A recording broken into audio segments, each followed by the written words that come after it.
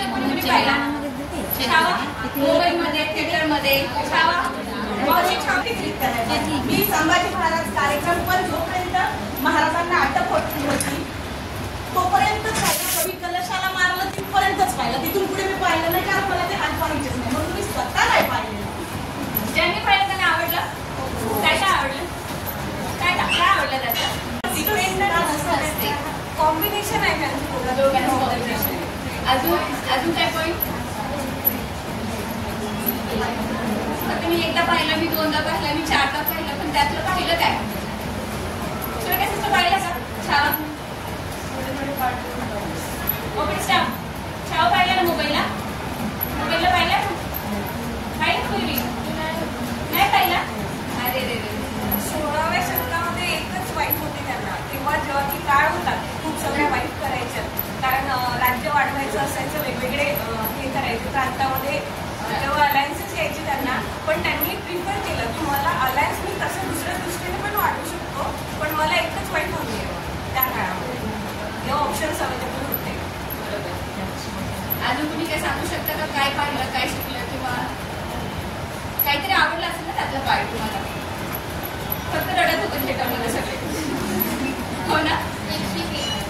बोला की. घरातलेच लोक भेटी असतात तर बाहेरच्यांचा विचारच काय आता. बरोबर. अजून काय? छावा नाही पाहिला? तुझी पाहिला छावा? काय शिकलेस छावा मधनं?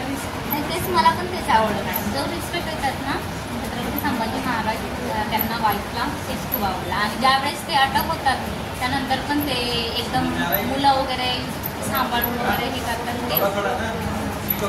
मध्ये मला फक्त एवढंच, म्हणजे आज मी छावा पिक्चरचं काय हे करते, कारण की थिएटरमध्ये जेवढे मी पाहिले सगळ्यांची रिॲक्शन होते, खूप रडायला आलं, खूप हे झालं. आपण प्रत्येक काळावाईज, म्हणजे बाबा 5 वर्षाचा काळ, 10 वर्षाचा, 15, हे शेकडो वर्षाचा काळ आहे तो 2 मधला. फक्त मला एवढंच दाखवून द्यायचंय की त्यावेळी जर लेडीजला एवढंच रिस्पेक्ट होता तर यावेळी काय, बरोबर? त्या काळात जर ते एवढं करू शकत होते, म्हणजे आपण काय करतो की बाबा थोरा पुरुषांचं कादंबरी वाचतो, त्यांनी काय बोलले, फक्त वाचतो, पाहतो, पण आचरणात आणत नाही, बरोबर?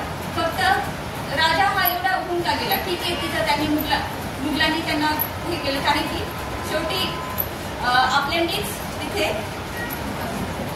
आपल्यानेच मध्ये हे केल्यामुळे आपले राजे पकडले गेले.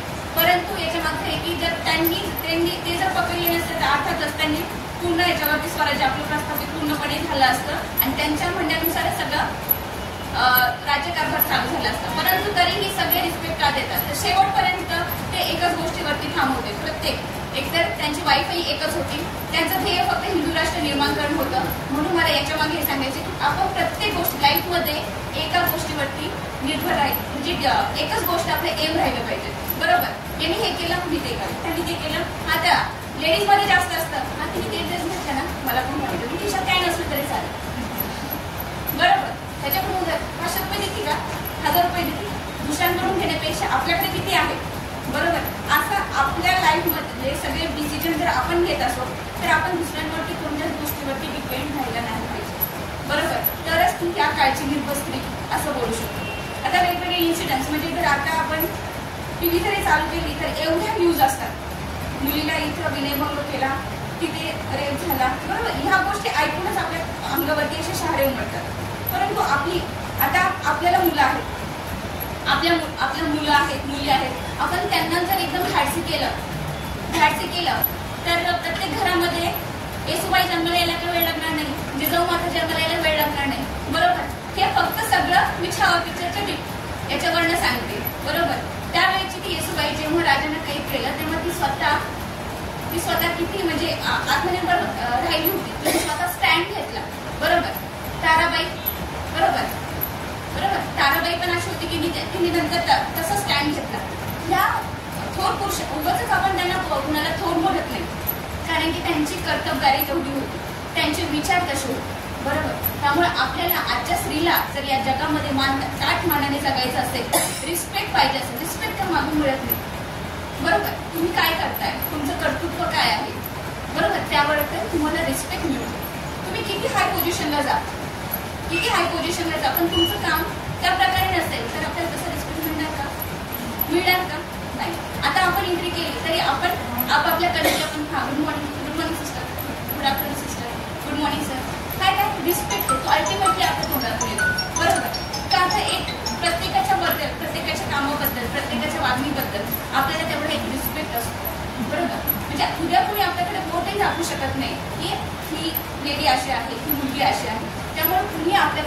दाखवणार नाही.